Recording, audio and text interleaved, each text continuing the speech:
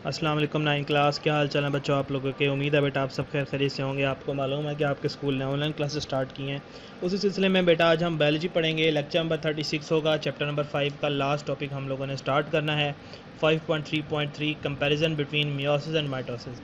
अब याद रखें, कंपैरिजन का मतलब होता है डिफरेंस करना, फ़र्क बताना। तो हमने मियोसिस और माइटोसिस कंप्लीट पढ़ लिया था। तो आज हम पढ़ेंगे कि उन दोनों में कौन स्टेज में क्या क्या फ़र्क आता है। तो अपनी बुक्स ओपन कर लें बेटा और याद रखें ये जो हमारे पास क्वेश्चन है ये लॉन्ग क्वेश्चन है और आपने ये सारी डायग्राम्स कर लेनी। ये डायग्राम्स आपको किस में काम आएंगी, उसकी डायग्राम बनाने के अंदर भी काम आ जाएंगी। ठीक है, तो स्टार्ट करते हैं। देखिए लिखा हुआ है meiosis 2 is similar to mitosis while meiosis 1 makes the actual difference between these two cell divisions. तो कहता है कि जो मियोसिस 2 है वो माइटोसिस जैसे होती है, लेकिन मियोसिस 1 माइटोसिस से डिफरेंट होती है। तो इसलिए हम माइटोसिस और मियोसिस 1 का डिफरेंस पढ़ते हैं, बेसिकली लिखते हैं हम, लेकिन उसको माइटोसिस और मियोसिस हैं। तो इंटरफेस दोनों का तकरीबन सेम होता है। ठीक है, तो प्रोफेज में चलते हैं। प्रोफेज 1 और मियोसिस का और प्रोफेज एंड माइटोसिस का देखें। कहता है homologous chromosome do not form pairs, there is no crossing over. कहता है कि जो होमोलोगस क्रोमोसोम्स हैं वो पेयर नहीं बनाते और दूसरी बात क्रॉसिंग ओवर नहीं होती। लेकिन इसके ऑपोजिट होगा यहाँ पे कि देखें pairing of chromosomes, crossing over between homologous chromosomes. तो नेक्स्ट स्टेप मेटाफेज की बात करें तो कहता है single chromosomes align to form metaphase plate. कहता है सिंगल क्रोमोसोम्स अलाइन होते हैं मेटाफेज में, लेकिन मेटाफेज 1 में क्या होता है, पेयर्स अलाइन होते हैं जिन्होंने क्रॉसिंग ओवर किया होता है।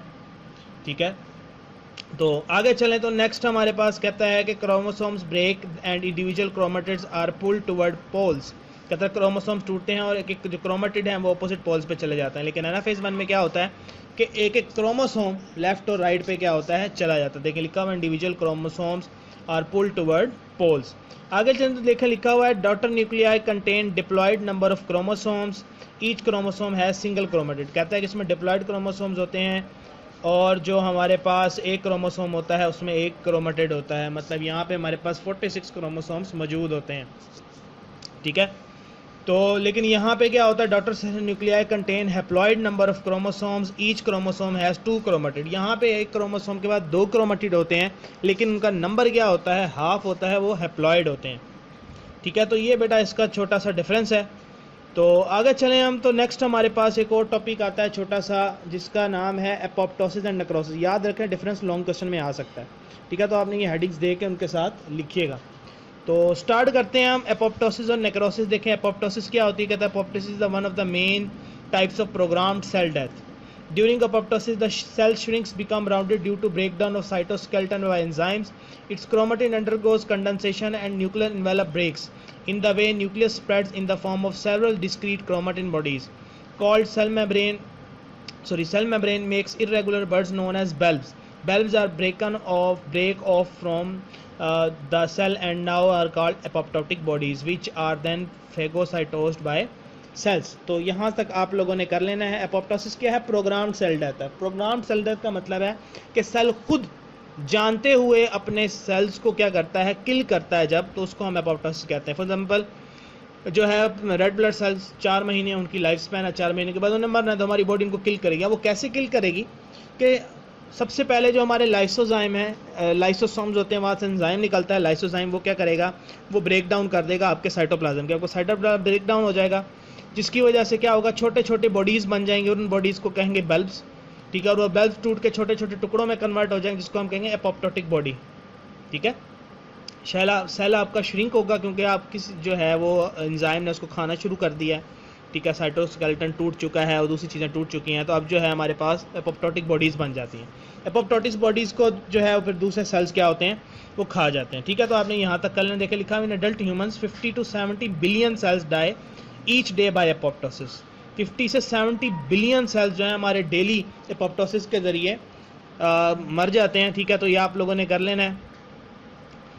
तो नेक्स्ट चलें, देखें apoptosis can occur when a cell is damage and undergo stress condition. Apoptosis removes the damage cell preventing it from getting further nutrients और to prevent the spread of infection. कहता है कि हमारी बॉडी में अगर damage हो जाए या उस पर स्ट्रेस पड़े, जोर लगे, तो हमारी बॉडी क्या करती है, उस सेल को रिमूव कर देती है कि न्यूट्रिएंट्स का ज़ाया ना हो, इन्फेक्शन ना फैले। Apoptosis also give advantage during development. For example, during the development of fingers, the cells between them undergo apoptosis and the digits separate.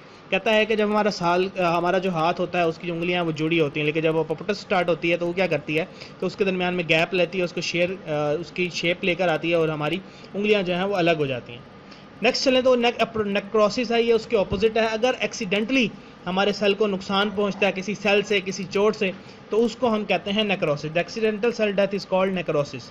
Necrosis is less sequential than apoptosis. Necrosis जो है वो sequential नहीं है, जहां चोट लगी, जहां damage हुआ, वहां से सेल क्या हो जाएगा, डेड हो जाएगा। There are many cause of necrosis including injury, infection, cancer. कहता है बहुत सारे कॉज हो सकते हैं, चोट लग सकती है, इन्फेक्शन हो सकता है, कैंसर हो सकता है। नेक्रोसिस में आल्सो कर when a cell give hypoxic less oxygen environments का, कहता है सेल तब भी मर सकता है जब उसको ऑक्सीजन की कमी हो। कहता है during necrosis there is a release of special enzyme from lysosomes. Lysosomes enzyme break cellular components and may also release outside the cell and break surrounding cells. कहता है नेक्रोसिस के दौरान लाइसोसोम से जो एंजाइम निकलते हैं वो सेल को तो तोड़ते हैं, लेकिन आसपास के सेल्स को भी वो डैमेज कर देते हैं। Cells that die by necrosis में also release harmful chemicals that damage other cell. कहता है जो सेल्स यहाँ पे डाई होते हैं वो दूसरे आस पड़ोस के सेल्स को भी डैमेज कर सकते हैं क्योंकि उसके जो केमिकल निकल रहे हो। तो उसके बाद एग्जांपल है देखें, स्पाइडर बाइट में आल्सो कॉल्ड नेक्रोसिस इन सम एरिया।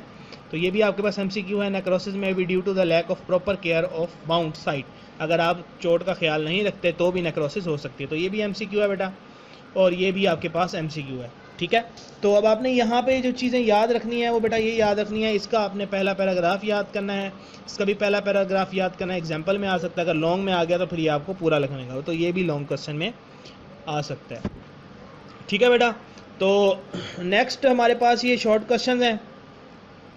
तो उम्मीद है आपको सबको इनके आंसर्स आते होंगे। बाकी मैं इनके भी इंशाल्लाह आप लोगों को नोट्स प्रोवाइड कर दूंगा, जैसे मैंने पिछले चैप्टर्स के नोट्स प्रोवाइड किए थे। कुछ अर्से के बाद 1-2 दिनों बाद इसके नोट्स भी आपके पास पहुंच जाएंगे इंशाल्लाह।